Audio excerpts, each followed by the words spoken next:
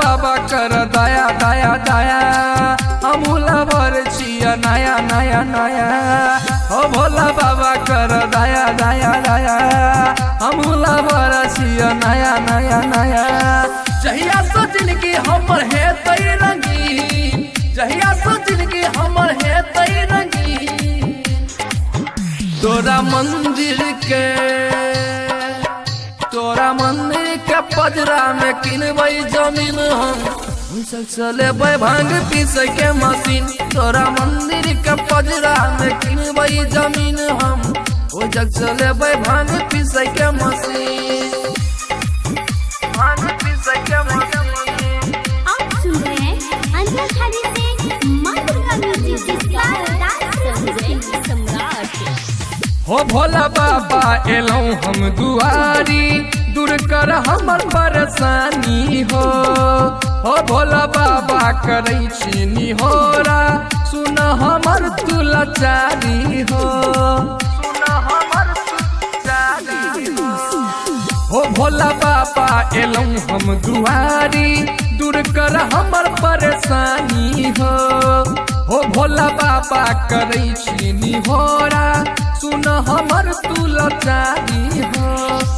कहिया घूमे बाबा हमर तुदी कहिया घूमे बाबा हमर तुदी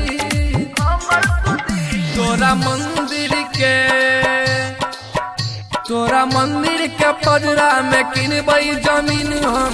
ओइ जग चले भांग पीस के मशीन तोरा मंदिर के पजरा में किनबै जमीन हम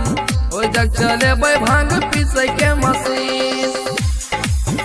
भांग पीस के मशीन। बोला बोला विदेहनाथ महादेव की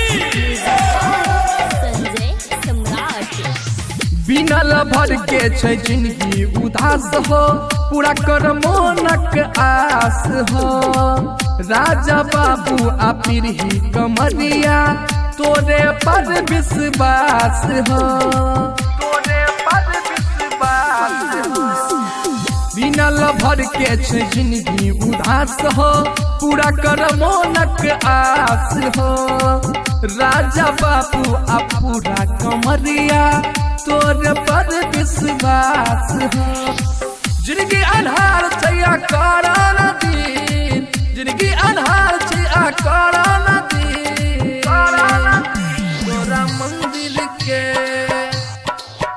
तोरा मंदिर के पजरा में किनबै जमीन हम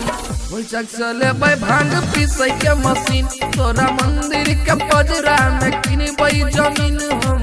ओइ जग चले भांग पीस के मशीन।